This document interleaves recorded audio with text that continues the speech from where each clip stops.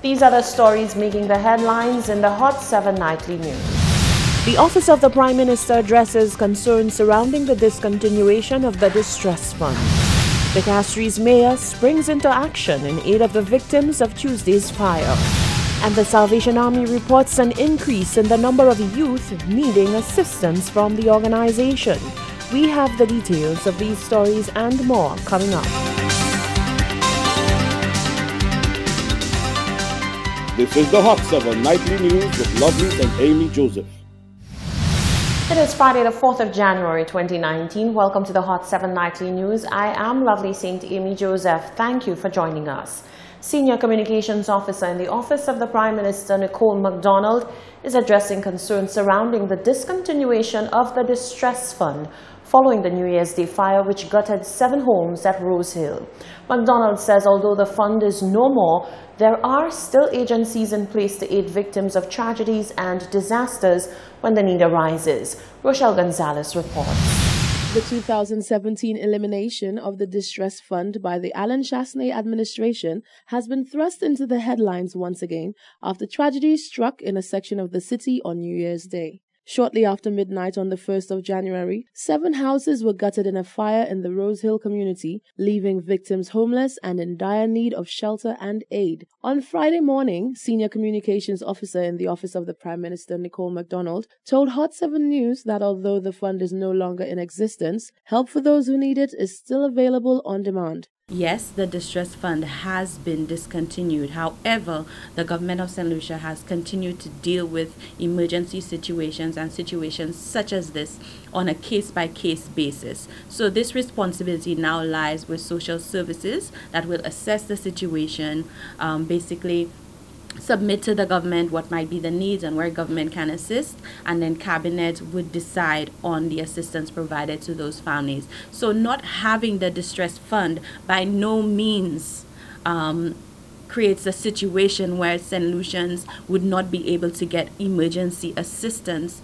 The government of St. Lucia is very disappointed by the approach of the leader of the opposition in terms of this. This is certainly not the time for us to engage in politics. This is a time for all of us to come together as St. Lucians, especially as we're starting a new year, to see how we can start fresh and come together and assist St. Lucians in need. MacDonald said the government remains focused on ensuring that the families get all the assistance they will need to get their lives back on track.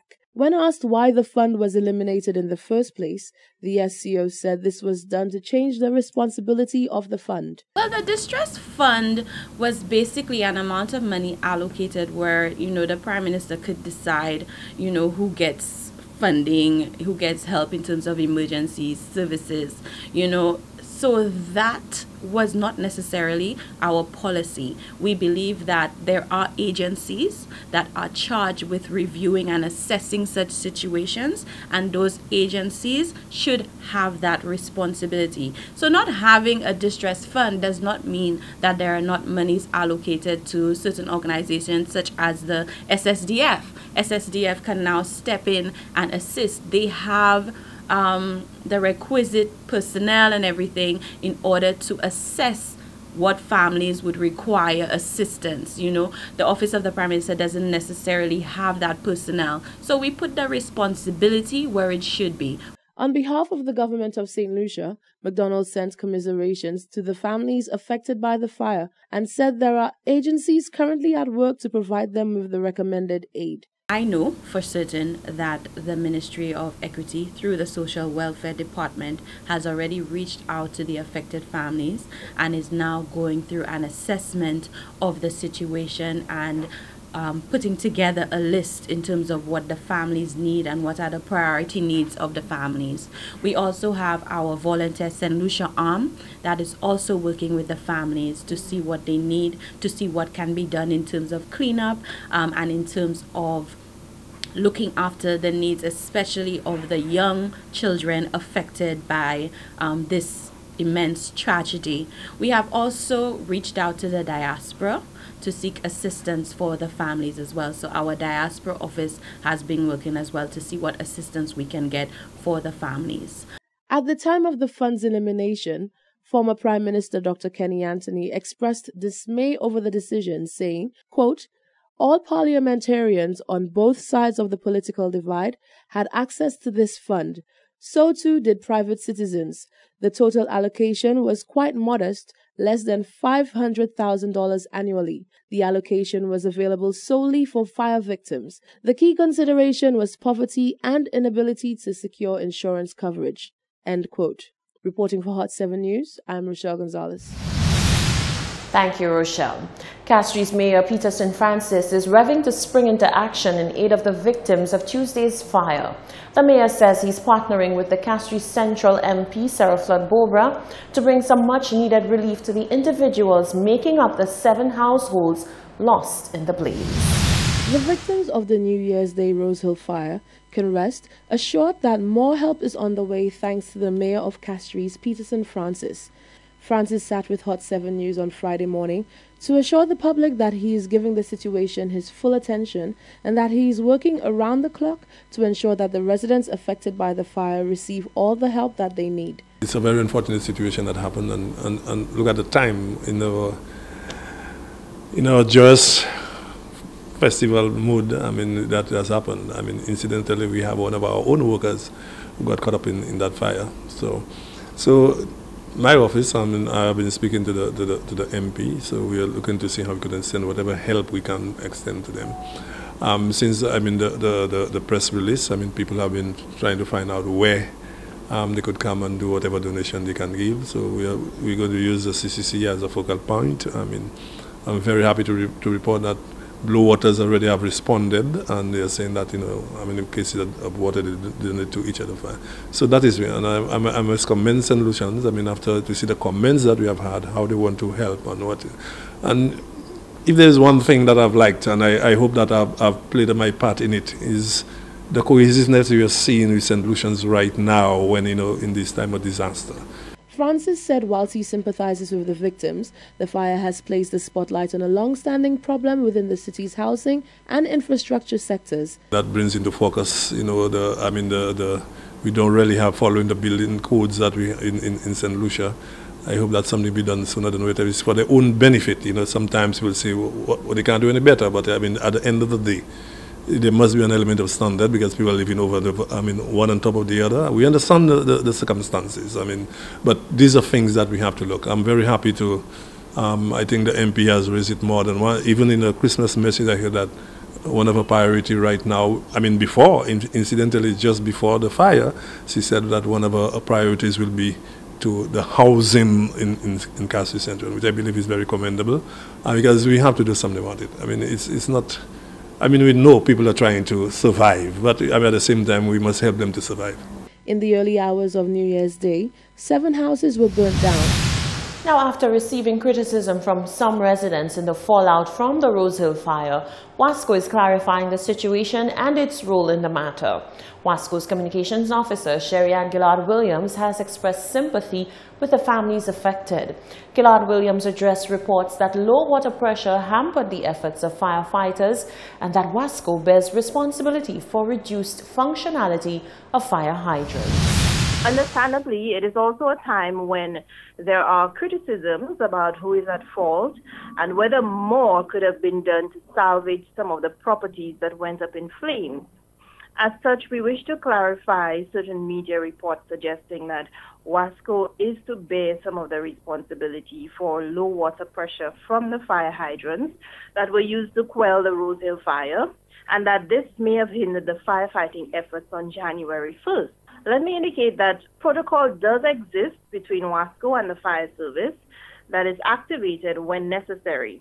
The first course of action is notification from the fire service of the emergency, following which the hydrants closest to the fire are located and activated by the fire officials. In addition, several years ago, WASCO was contracted by the fire service to change a number of the fire hydrants in Castries as part of our arrangement with them. But the maintenance of these hydrants have always been the responsibility of the fire service. Gillard-Williams says the internal fact-finding mission has revealed that there were no serious water issues during the time of the fire. In addition, several years ago, WASCO was contracted by the fire service to change a number of the fire hydrants in Castries as part of our arrangement with them.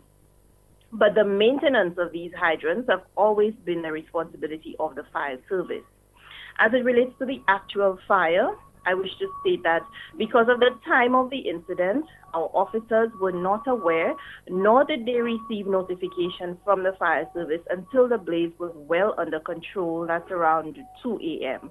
As part of our arrangement with the fire service officials, their officers have direct access to our senior technicians in order to increase response time to certain emergencies. We also want to state that there was no water outage at the time of the incident, and that the electronic meter reading for the water pressure in Castries at the time of the fire was over 100 pounds per square feet. According to WASCO, there is need to further discuss and fine-tune response processes with emergency and other response partners to help mitigate such catastrophes. In other news, the leader of a local charitable organization is speaking out after what he says is an alarming trend. The major of the Salvation Army has noticed an increase in the number of young people who are asking for assistance and accessing programs and incentives which are created to help serve the poor and indigent. Solange Alfred reports.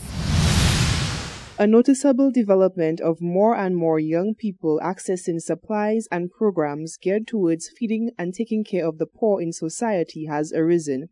Major Derek Mitchell of the Salvation Army spoke with Hot 7 News, confirming that during the Christmas season, the Salvation Army's regular charitable efforts did see an increase in youth benefiting from needed assistance. There was a number of younger persons coming out to benefit from our Christmas programs.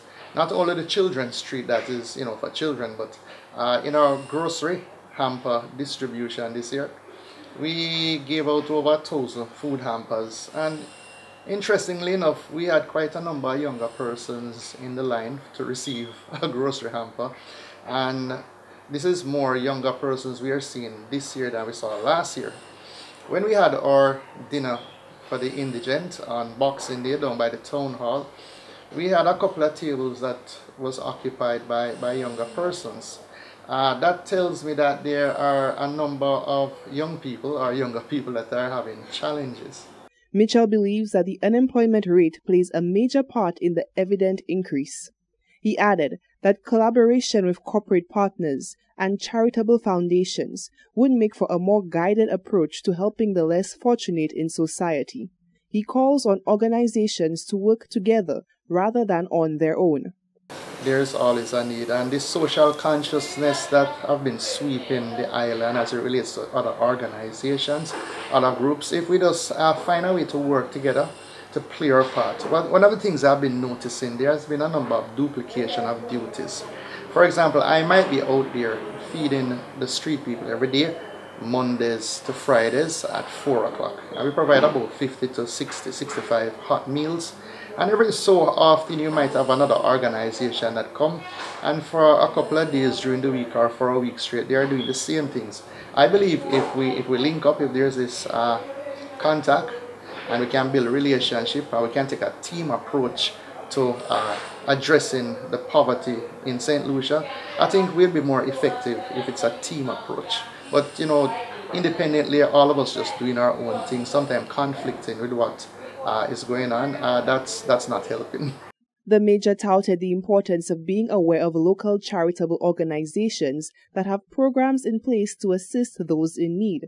He made a plea to the average St. Lucian that is looking to get on board with an organization, stating that research is of utmost importance to ensure that the individual is partnering with a charity that is registered.